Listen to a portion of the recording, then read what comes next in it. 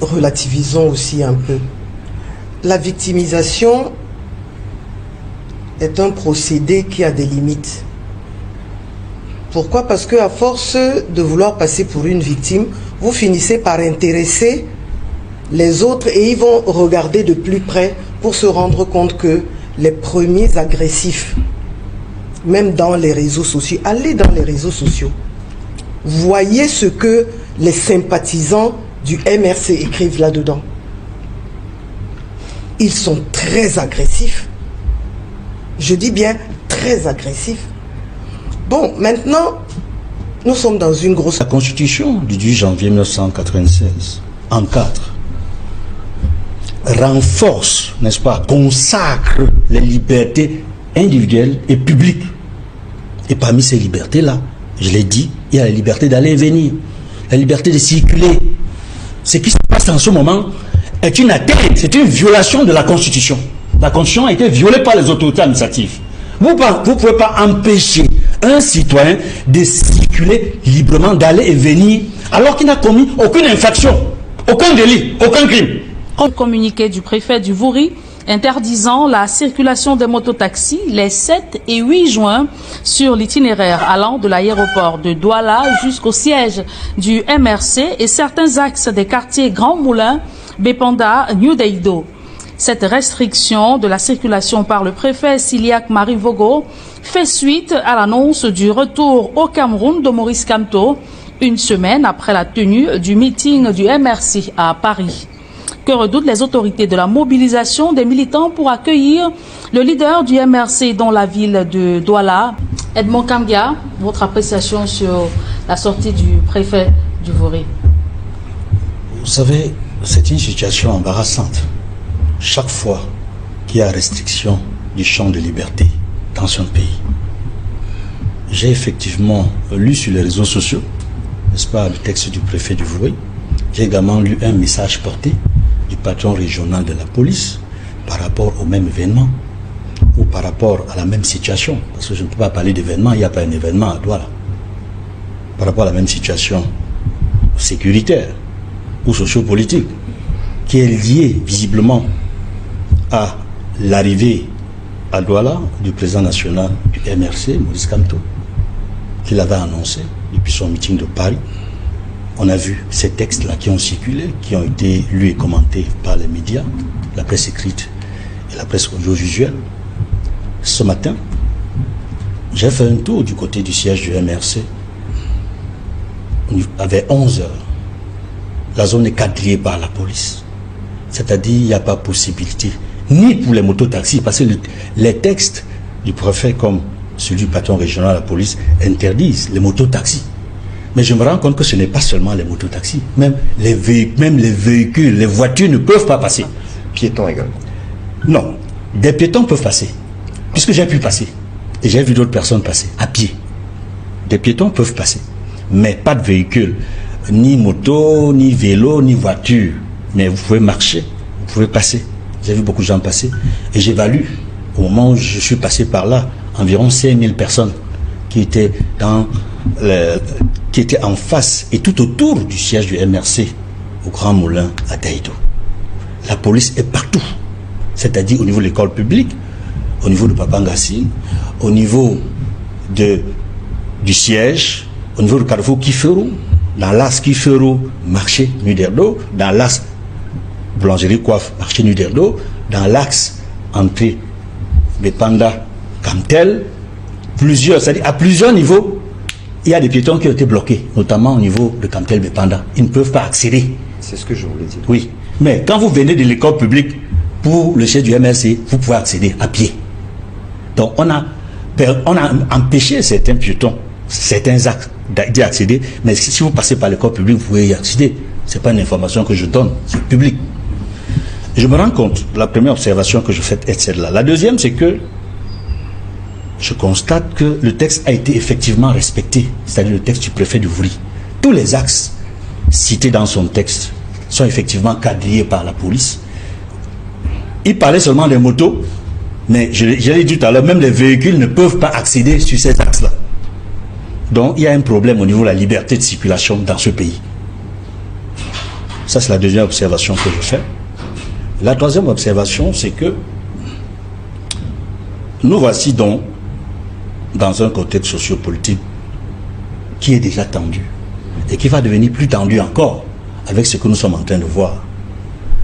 Parce que j'estime que cette décision qui a été prise dans le contexte actuel, ceux qui l'ont fait ont leur raison, mais en tant que citoyen, j'estime que c'est excessif, c'est une mesure excessive.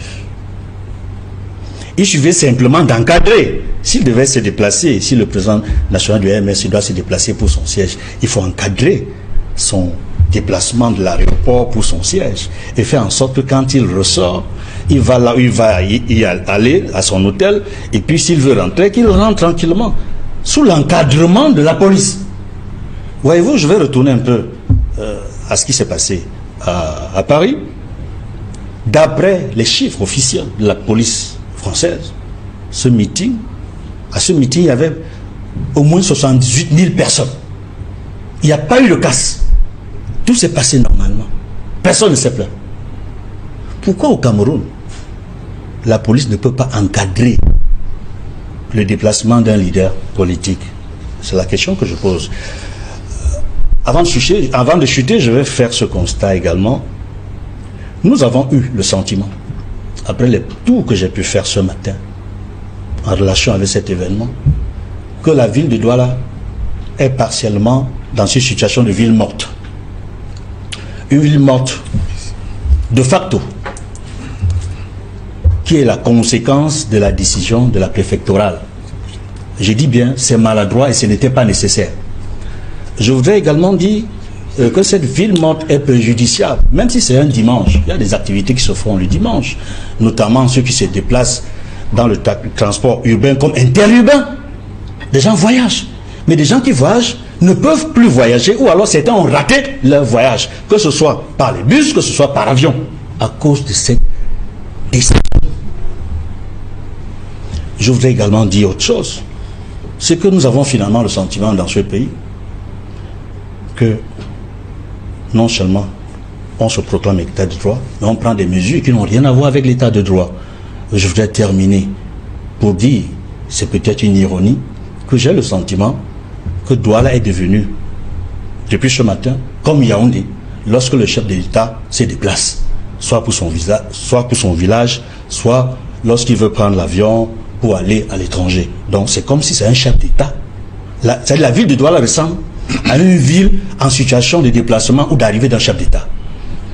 Je ne sais pas si c'est ça le message que ceux qui ont décidé voulaient faire passer à la population. Je termine là, pour le moment.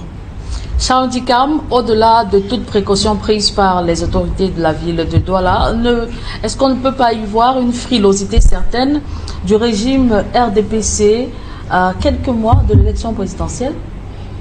Écoutez, j'ai coutume de dire que malgré nous, nous sommes au devant de la scène depuis 7 ans, bientôt 8.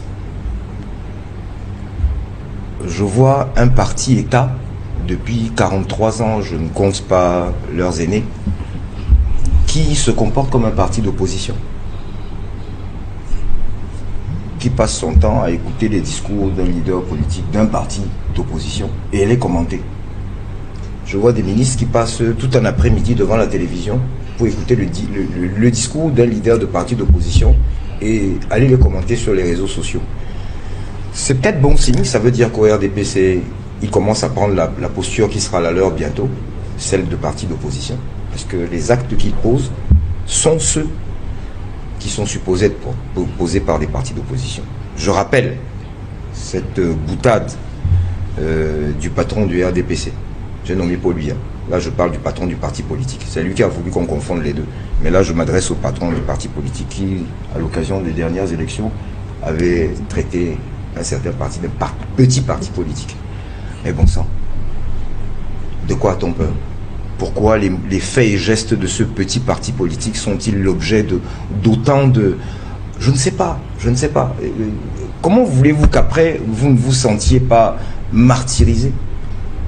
Ça fait 5 ans que j'ai des camarades qui sont en prison. Pour 7 ans. d'autres qui y ont passé 2 ans, 3 ans. Ça ne suffit toujours pas. Alors, j'entendais dire le week-end dernier et toute la semaine, pourquoi Paris? Ok, très bien.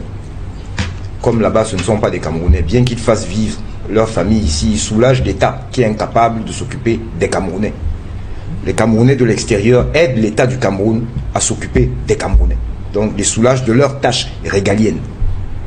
Mais, dites-moi, comment se fait-il que lorsque quelqu'un revient seulement de voyage, qu'il vient rencontrer les cadres de son parti,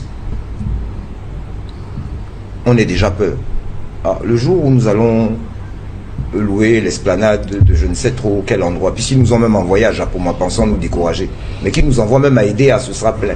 Comment ils vont faire? Comment ils vont faire? Nous ne sommes pas encore en période de campagne électorale. Nous en sommes déjà à cette situation. Je rappelle qu'elle est récurrente. Ce même Maurice Kamto, auteur, poète, venait pour la dédicace d'un livre. C'était pas loin d'ici. Qu'il a été bloqué de la même manière qu'on l'a reconduit. Alors il y a des bantoustans à l'intérieur du Cameroun. Vous vous étonnez que quand on va aller faire un meeting dans certaines régions du pays, les populations copient l'État en disant « vous, pas ici ». Et ça n'arrive qu'avec un seul parti. Et après on nous dira « vous vous plaignez trop, vous êtes... » Mais de grâce, un peu de pudeur. Quel est le parti au Cameroun qui subit ce que nous subissons depuis 7 ans ou 8 ans? Aucun. Aucun. On a eu des morts. On a eu des blessés. On a des gens qui sont encore en prison aujourd'hui. Mais qu'est-ce que vous voulez que je vous dise? Le constat est là, patent. Mes compatriotes voient que c'est une fin de règne chaotique. Chaotique. Chaotique. Parce que j'aurais été à la place de certaines autorités, notamment celles qui ont pris sur elles de rendre public ce qui était encore confidentiel. Que je ne l'aurais pas fait. Il n'y a pas meilleure publicité, même si elle tourne au vinaigre aujourd'hui, que celle qu'ils ont faite. C'est absolument contre-productif. À l'heure où je parle, Maurice Kamto serait peut-être déjà aidé sur le chemin retour. Si on s'était contenté de veiller sur sa sécurité, parce que c'est un personnage public, qui ait 2 ou 3 voitures qui le suivent, qui ait quelques véhicules aux alentours du siège, parce qu'on ne sait jamais, même comme jamais rien ne s'est produit, qu'il tienne sa réunion, que je vienne à mon émission, parce que j'étais supposé sortir de réunion et venir ici. Qu'est-ce qui a empêché que tout cela se déroule? Sinon la volonté manifeste de je ne sais trop quel zèle.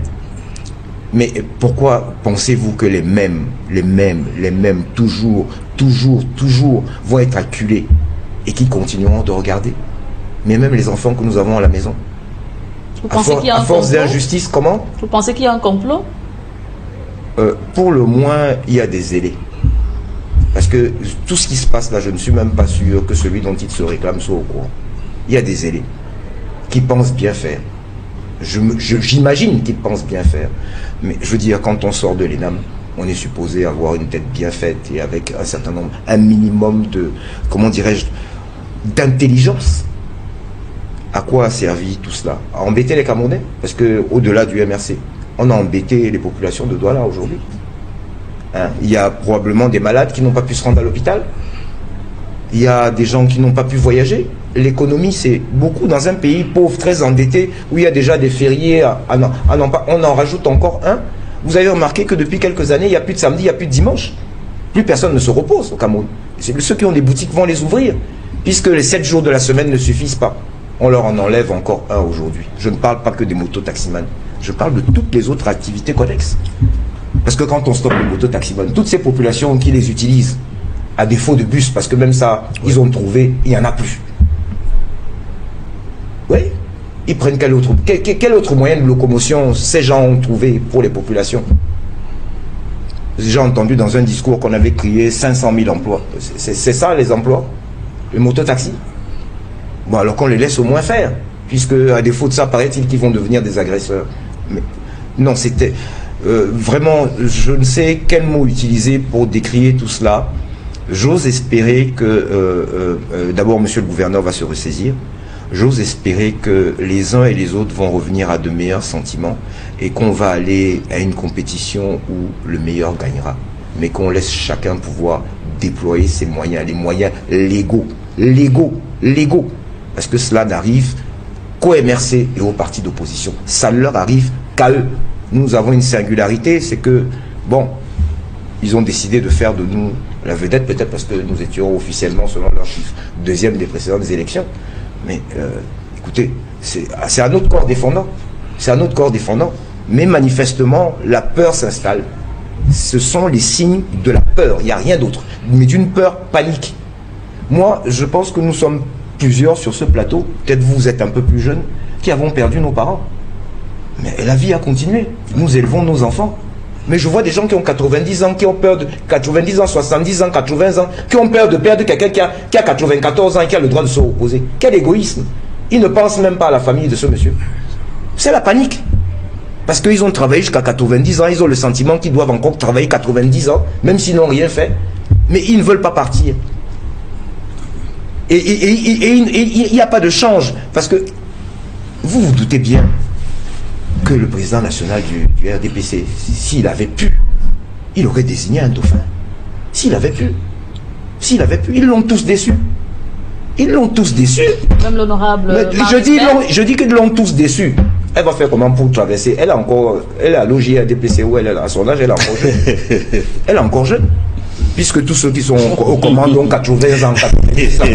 Elle a 20 ans, 25 ans de moins que c'est leur fille. Elle va travailler quand leurs propres enfants à eux. Bon, lui, c'est vrai de mettre préfet ailleurs, mais sinon, les autres enfants, les autres, ils sont au quartier. À 70 ans, où il y a des personnes encore jeunes. Comment vous voyez qu'ils n'arrivent pas eux-mêmes à trouver une alternative? Donc ils sont coincés, tout en sachant que même si c'est la nature, elle les rattrapera. Mais qu'ils laissent les choses dans de bonnes conditions. Dans de bonnes conditions. On ne meurt pas d'être à l'opposition. Regardez comment je me porte bien. À part ceux qui se reprochent quelque chose, on ne meurt pas dans l'opposition. C'est la peur panique, tout simplement. La peur panique. Et malheureusement, M. Biya n'a, semble-t-il, pas d'alternative. On attend ce qu'il décidera. S'il avait désigné un dauphin, on n'en serait pas là, ils ne paniqueraient pas. Eux-mêmes ne savent pas qui ils vont présenter. Honorable Marlys Bell, est-ce exagéré de dire désormais que lorsque le MRC et son leader, tous, l'administration et le gratin politique RDPC éternuent? Vous les avez vus éternuer? Moi, je ne les ai pas vus éternuer. Et puis, relativisons aussi un peu. La victimisation est un procédé qui a des limites. Pourquoi? Parce qu'à force de vouloir passer pour une victime, vous finissez par intéresser les autres et ils vont regarder de plus près pour se rendre compte que les premiers agressifs, même dans les réseaux sociaux, allez dans les réseaux sociaux, voyez ce que les sympathisants du MRC écrivent là-dedans. Ils sont très agressifs. Je dis bien très agressifs. Bon, maintenant, nous sommes dans une grosse compétition. L'objectif de chaque parti politique, c'est bien d'accéder au pouvoir ou de conserver le pouvoir, mais surtout d'implémenter sa vision pour le bien-être et la prospérité des Camerounais. Ici, il y a une chose à laquelle nous sommes tous d'accord en tant qu'acteurs politiques, c'est ça. Maintenant, quels sont les chemins que nous empruntons? Quels sont les schémas qui nous paraissent viables?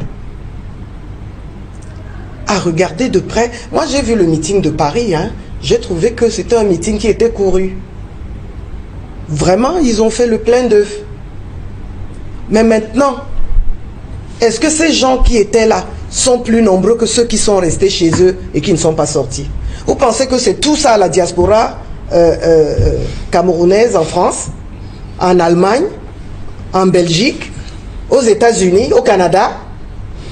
Pensez vraiment que ce soit tout? Non. Il y a des gens qui ont de la sympathie pour le MRC et qui ont tenu à le faire savoir au président du MRC. Ils sont sortis de chez eux, ils ont acheté des billets d'avion, ils ont acheté des billets de train, etc. C'est des militants, des gens convaincus qu'ils sont dans le bon créneau. Mais ne nous faites pas croire que c'est toute la France qui est sortie.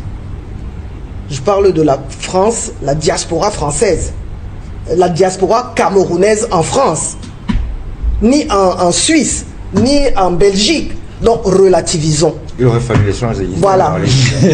Voilà. Oui. Non, mais je dis. Que la capacité mais je dis tout de même que il faut relativiser. Maintenant, il y a eu une décision qui a été prise. Cette décision a paralysé une partie de la ville. Qu'est-ce qui a motivé cette disposition? Qu'est-ce qui est parvenu? Parce que c'est bel et bien un parti politique, mais n'oubliez pas qu'à côté de ce parti politique œuvrent des activistes qui, eux, n'ont pas la même logique que les acteurs politiques du MRC, ou n'utilisent pas les mêmes outils ou les mêmes instruments que les militants du MRC. Vous pensez que ces gens-là dorment? Vous pensez qu'ils ne pensent à rien, qu'ils ne veulent rien faire, qu'ils n'ont aucun plan qui ressemble à leur façon à eux d'intervenir sur le champ politique? S'ils sont identifiés, qu'on les neutralise. Voilà, non, c'est pour te dire que toi et moi, toi en tant que militant du MRC, tu n'as probablement pas toute l'information. Moi, encore moins. Donc, si c'est pour préserver quelque chose que cette décision a été prise, les gens qui n'ont pas pu aller à l'hôpital, et j'en doute, parce qu'en général, quand il y a ces barrages et qu'on explique une situation, ces policiers ou ces gendarmes sont des êtres humains et ils comprennent et apportent la solution idoine pour que les choses soient faites. Mais si c'est parce qu'on voulait acheter une banane au marché, traverser le marché pour aller... Si ce qu'on préservait était plus important, alors on peut très bien comprendre qu'aujourd'hui, qu'on fasse une halte. Mais pas parce qu'il s'agit du président de la République. Parce que quand c'est le président de la République, lui, il va où il veut. Mais l'autre ne peut pas aller là où il veut. C'est ça toute la différence. Donc ta comparaison, je trouve un peu forcée, quoi. Maintenant, pour terminer, je voulais dire à mes frères sur le plateau que ça a l'air de rien, mais notre responsabilité à chacun d'entre nous est aussi engagée. Parce que le processus qui va s'enclencher là bientôt, parce qu'il reste combien? Une vingtaine de jours? Non, ça ne fait même plus 25. On doit tourner autour de 20, non? La convocation du corps électoral. Oui. Voilà, donc il reste très peu de temps. Ça peut expliquer l'agitation, l'émotion, etc., etc. Donc nous devons rester froids. Parce que si on s'y mêle, alors ça sera la gadoue. Et pourtant, nous avons l'ambition de diriger le Cameroun. Le MRC a l'ambition de diriger le Cameroun. Alors si le MRC est fait de personnalités fébriles, qui manquent de... Fébrile, vous dites? Oui, fébrile. C'est-à-dire que dès qu'il y a la moindre décision comme celle qui vient d'être prise, ça va dans tous les sens. Et oui, on les martyrise, on leur fait du mal, Non, on préserve la sécurité dans la ville. Pour quelle raison, on ne sait pas. Ni mon jeune frère Njikam, ni moi, ni Maître, encore moins Kambia, même comme il s'est promené là-bas partout. Oui. Oui, pour voir. Oui, pour voir, je fais mon rôle de reporter. Voilà, attends, en tant que reporter, les policiers m'ont reconnu là-bas. Voilà. Ils m'ont laissé passer. Tu as bien fait, parce que quand tu racontes ça sur un plateau, tu es crédible parce que toi, tu es allé toucher du doigt. Oui. Donc, je pense que nous n'en savons pas plus. Et les autorités ne sont pas obligées de livrer toute l'information dont ils sont... Le préfet a parlé de troubles graves à l'ordre public. Ah oui, justement. Alors, qu'est-ce qui l'a amené à parler de... Il est fou, à votre avis? Il n'est pas fou. Un leader politique rentre dans son pays. En quoi, où est-ce que se trouve le trouble? Le trouble peut être acté par des mouvements parallèles qui ne sont même pas les mouvements de ce monsieur. Et quel mouvement? De la part de qui? Je ne sais pas, mais je vous ai dit qu'il y a les renseignements qui travaillent, le jour comme la nuit. Le professeur Kamto, une fois président, aura aussi ces renseignements. Parce que personne ne peut gouverner sans renseignements. Donc, à partir du moment où une décision est prise, moi j'ai la faiblesse de penser qu'elle a été motivée par quelque chose. Sinon, ça voudrait dire que ceux qui administrent cette ville sont des malades mentaux. Si c'est ce que vous croyez... Non, on ne croit rien. Ah, d'accord. Monsieur Kakak, en agissant de la sorte, quel est le message que l'État du Cameroun envoie à la communauté internationale en agissant de la sorte? Julien Berthe, avant de répondre spécifiquement à votre question... Qu'ils aillent en Palestine, s'ils veulent avoir... S'il vous plaît, honorable. Je vous en prie, honorable. Est-ce que je répondais à... Permettez-moi de faire une observation. Je répondais à Madame Bissaï pour lui dire... Non, mais vous n'avez plus la parole, honorable. Je pensais qu'on m'avait donné la parole. Vous avez tellement raison. Je me plie en quatre pour vous dire... Permettez-moi... Excusez-moi, allez-y. Alors, ce que j'étais en train de dire, Julien Berthe, dans mon propos liminaire tout à l'heure, j'ai eu l'honnêteté intellectuelle de vous dire que je n'avais pas suffisamment d'éléments sur cette situation. Tout à l'heure, lorsque j'ai suivi mon frère et ami Edmond Kamgia, un grand journaliste d'investigation, qui allait investiguer sur le terrain, il nous a rapporté beaucoup de choses. Et là maintenant, je peux faire des développements. Je pense que si ce qu'il nous a rapporté est vrai, effectivement, cela pose un problème. Vous savez, ça fait quand même, je peux me tromper, presque 34 ans que le Cameroun est revenu à la démocratie. C'était en 91. Ça fait 34 ans aujourd'hui. Si après 34 ans de démocratie, il y a encore des pratiques qui nous ramènent en arrière, j'avoue qu'il y a problème. Il y a problème parce que, tout à l'heure, honorable Malise vous disait que certainement qu'il y a une situation qui est redoutée. Certainement que les autorités qui ont pris la décision ont certaines informations. Je peux le lui concéder. Mais sauf que pour encadrer la sortie d'un leader politique de la statue du professeur Maurice Kamto, on n'a pas besoin de venir bloquer la circulation. On peut simplement encadrer sa sortie. C'est un acteur politique. Et il y a ce qu'on appelle, dans ce pays, la liberté de manifestation politique, qui sont encadrés. Moi, vous ne pouvez pas venir bloquer. Ça pose, à ce niveau, il y a problème. Quelles que soient les raisons, je suis d'accord avec vous sur un point. Vous savez, Julien Berthe, vous êtes nettement plus jeune que nous autres, mais ce que vous devez savoir, c'est que le Cameroun est très avancé en matière de renseignement. Nous sommes l'un des pays au monde où le renseignement fonctionne à merveille depuis notre indépendance. C'est la vérité. C'est tellement que les autorités ont un certain nombre de renseignements que nous, le Cameroun lambda, nous n'avons pas. Mais de là à paralyser, à bloquer un leader politique, ça pose un problème. Maintenant, moi je me pose une question. Qu'est-ce qui peut les entraîner dans cette posture? Est-ce que c'est le meeting de Paris qui leur fait tant peur? Cela m'amène à vous dire une chose. D'ailleurs, dans la thématique, les thématiques que vous avez envoyées, la formulation que vous avez donnée à cette question, c'était en réalité de nous demander quel est le rôle de la diaspora en démocratie. Vous savez, la diaspora en démocratie joue un très grand rôle. Parce qu'en fait, c'est nos compatriotes qui vivent à l'extérieur, qui sont considérés comme la vitrine de notre pays à l'extérieur. Et ils sont des Camerounais à part entière. Maintenant, lorsqu'on nous dit que au meeting de Paris, il y a eu 78 000 personnes qui ont été mobilisées, est-ce que c'est ça qui fait peur aux autorités? Je dis non, ça c'est également une erreur. Parce que les 78 000 qui étaient là ne veulent pas forcément dire... Enfin, ne sont pas forcément les militants du MRC. Première chose. Parce que lorsque vous voyez ce que la diaspora fait, comment la diaspora intervient dans un pays, la diaspora est constituée de gens qui aiment leur pays et qui entretiennent des liens étroits avec leur pays et qui s'intéressent à ce qui se passe dans leur pays sur le plan politique et qui interviennent dans leur pays pour contribuer de manière exponentielle au développement économique. Il y a des pays, même en Afrique, où la diaspora a apporte plus de 50% du PIB. Ça, Le Mali. Oui. le Mali, par exemple. Oui. Le Sénégal. Donc, il y a des gens qui sont là-bas. Quand on leur dit qu'un leader politique de leur pays est à Paris pour faire un meeting, il y en a qui viennent là par curiosité. Ils ne l'ont jamais vu. Ils veulent l'écouter de visu.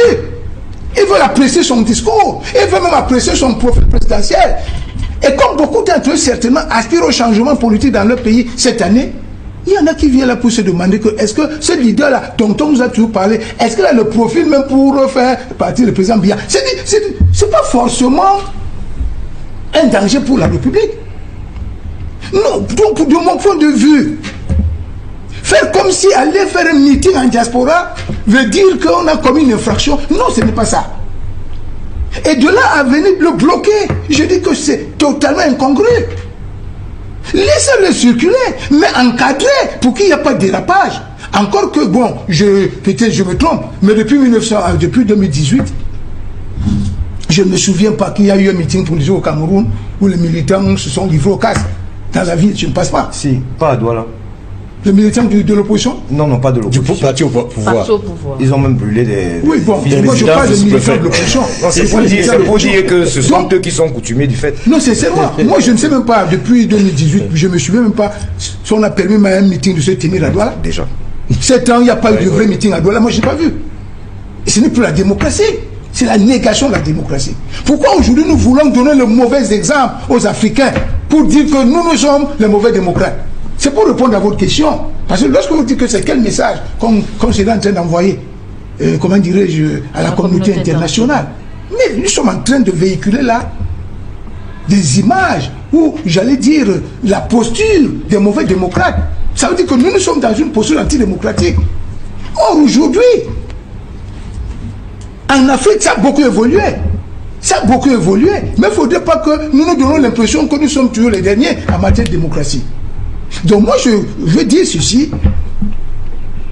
Qu'on ne donne pas l'impression qu'aller rencontrer la diaspora veut dire qu'on a rencontré les étrangers. Non. C'est nos compatriotes qui sont citoyens au même titre que nous. C'est d'ailleurs la raison pour laquelle nous autres, nous militons tous les jours pour que les dispositions du code de nationalité en vigueur dans notre pays de 1968 soient modifiées.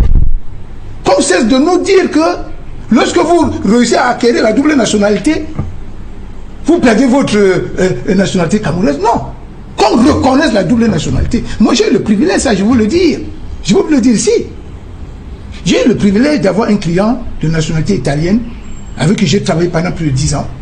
Ce monsieur avait plus de 14 nationalités. C'est un monsieur qui a passé toute sa vie à l'étranger. Il n'a jamais travaillé chez lui en Italie. Mais presque partout où il a travaillé, il a eu la nationalité. Et un jour, je lui demande que, mais qu'est-ce qui se passe? Comment vous avez plusieurs nationalités? Il dit non.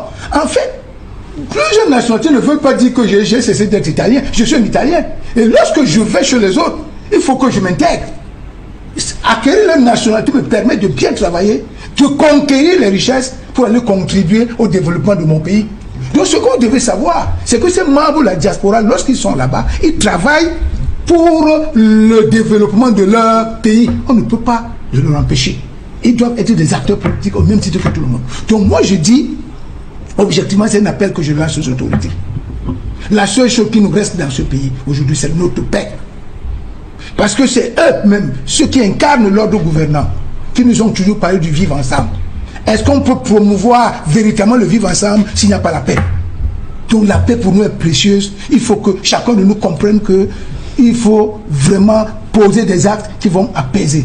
Donc nous voulons les élections libres, transparentes, démocratiques, inclusives et participatives en 2025. Pour qu'on sorte de cette élection, que tout le monde soit unanime, que celui qui a gagné est vraiment celui qui a été choisi par le peuple. Nous ne voulons pas des situations qui vont nous amener vers les troubles. Donc, pour chuter, je pense que si ce que Edmond Kamgi a rapporté ici, c'est vrai, il faudrait vraiment que les autorités reviennent à de meilleurs sentiments. Je connais le gouverneur de la région du littoral, c'est quelqu'un d'assez pondéré, c'est un grand républicain, c'est un grand administrateur civil. Je pense qu'il comprend les contours de cette situation et je l'invite très respectueusement à revenir à de meilleurs sentiments. Si cela est vrai, mais au cas où ce n'est pas vrai, Je vais demander à mon ami du MRC de dire à son président de reprendre la route, de repartir à Yaoundé. Je pense que si les autorités ne sont pas dans la posture de porter atteinte à la paix sociale, ils vont le laisser rentrer en paix. Avec vous, Edmond Kambia, je voudrais qu'on évoque les mécanismes de vote à l'étranger.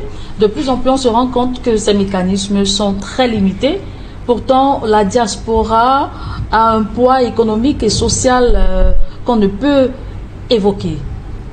Oui, tout à l'heure, Maître Kakat soulignait l'importance déjà du poids économique et financier de la diaspora pour certains pays africains, et même du Cameroun. Beaucoup envoient de l'argent ici et ont commencé à investir, souhaitent investir davantage, mais le climat sociopolitique ne les encourage pas à investir au Cameroun. Je voudrais quand même dire un petit mot avant de rentrer profondément dans la réponse à cette question. C'est que la Constitution du 10 janvier 1996 encadre, renforce, n'est-ce pas, consacre les libertés individuelles et publiques. Et parmi ces libertés-là, je l'ai dit, il y a la liberté d'aller et venir, la liberté de circuler. Ce qui se passe en ce moment est une atteinte, c'est une violation de la Constitution. La Constitution a été violée par les autorités administratives. Vous ne pouvez pas empêcher un citoyen de circuler librement, d'aller et venir, alors qu'il n'a commis aucune infraction, aucun délit, aucun crime. On nous dit quel est le crime qu'a commis ce leader politique. C'est une question que je pose à ces autorités. Vous ne pouvez pas, sur la base, je ne sais pas, on dit souvent le renseignement prévisionnel, mais je vais vous dire ici, c'est parce que j'aime trop mon pays. J'aurais dit tant de choses sur les limites et les lacunes du renseignement prévisionnel au Cameroun. Mais je dis, la décision est maladroite. Ce n'était pas nécessaire, ce n'était pas approprié. Et au lendemain du meeting de Paris, qui a été couvert par la plupart des chaînes internationales, pas seulement par les chaînes parisiennes, voyez-vous, le monde entier nous regarde. Hein? C'est-à-dire ce qui se passe depuis le retour de Maurice Kamto au Cameroun, depuis l'aéroport jusqu'à présent, jusqu'au siège de son parti, où il y a des milliers de militants et sympathisants qui veulent rencontrer, voir, même de loin à distance, leur leader. Ils ne peuvent pas le voir parce que la police a interdit la possibilité pour lui de rencontrer les membres cadres de son parti. Cela montre clairement tout ce qu'il a dit là-bas à Paris. Entre autres choses, qu'un meeting comme celui-là ne pouvait pas se tenir à Douala. Que la liberté de manifester, la liberté d'aller et venir, la liberté de circuler, la liberté de se réunir, consacrées par la Constitution camerounaise, ne sont pas appliquées par ceux qui sont chargés de les appliquer. C'est-à-dire le préfet ou le sous-préfet, en ce qui concerne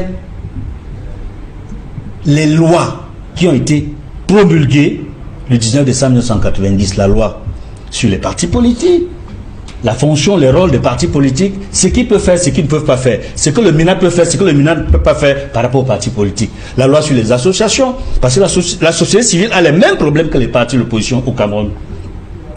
Il y a la loi sur la liberté de réunion et des manifestations publiques. Et les conditions permettent, n'est-ce pas, aux sous-préfets de donner un récépissé ou de les interdire les rencontres. Mais nous n'en sommes pas encore là. Je fais cette parenthèse pour dire qu'en réalité, il est important que nos autorités fassent attention, parce que c'est le monde entier qui nous regarde et juge très rapidement, avec son retour et ce qui se passe, qu'en réalité, le Cameroun n'est pas un état de droit comme il le proclame. Maintenant, sur la place de la diaspora dans la démocratie, je vais vous dire, Paul Biya a fait deux grandes promesses à la diaspora en 2009. La première, c'était de régler la question de la double nationalité en passant par le Parlement qui voterait la loi, enfin qui permettrait la réforme de la loi sur les nationalités et permettrait cette ouverture.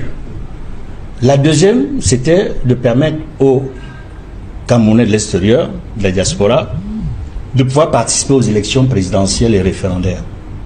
Jusqu'à présent, il y a eu un pas par rapport aux élections présidentielles. Ils peuvent participer déjà aux élections présidentielles. Mais la question de la nationalité ou de la double nationalité n'est toujours pas réglée. Et cela pose problème.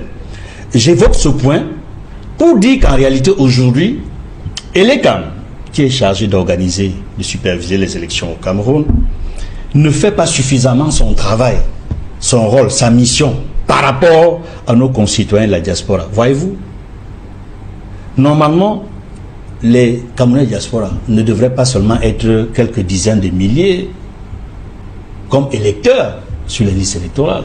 Ils devraient être également des centaines de milliers et voire même le million. Et voire même le million. Ce qui n'est pas le cas. Pourquoi? Parce qu'il y a beaucoup de restrictions dans l'application de la loi par Elekam. Elekam refuse d'appliquer la loi. Elekam refuse même. Il a fallu la pression de l'opposition, de la société civile et des médias pour que Elekam aille inscrire au début de cette année nos frères et sœurs de la diaspora. Ce n'est pas normal. Elekam doit faire son travail. S'ils ne font pas le travail, en cas de défaillance, la loi est claire. Lorsqu'elle est constatée, le chef de l'État peut prendre les mesures appropriées pour remédier à cette situation. Mais on voit jusqu'aujourd'hui que le chef de l'État ne bouge pas d'un pas. Lorsque Elekam refuse d'appliquer la loi, et on l'a toujours dit, l'application de l'article 80 sur la publication de la liste électorale nationale. Jusqu'aujourd'hui, malgré ce que l'opposition exige, malgré ce que les avocats du MRC ont fait, ce qui a été fait, les saisines du Conseil constitutionnel, les saisines de la Cour d'appel, du Conseil électoral de l'Élecam, que rien n'a été fait. On n'a toujours pas l'application de la loi qui dit qu'au plus tard le 30 décembre de chaque année, l'Élecam publie la liste électorale nationale. Et nous sommes aujourd'hui dans une situation très particulière, c'est que la circonscription est unique quand il y a élection présidentielle. C'est-à-dire, les raisons sont suffisamment importantes, justifient la nécessité de la publication par Elekam de la liste électorale nationale avant l'élection présidentielle. La Côte d'Ivoire l'a fait. Ils sont d'abord publiés, on va évoquer ce sujet tout à l'heure. Ils ont publié une liste provisoire, ils ont permis à l'opposition, à la société civile, d'apporter des amendements, des corrections, de vérifier et de faire des observations.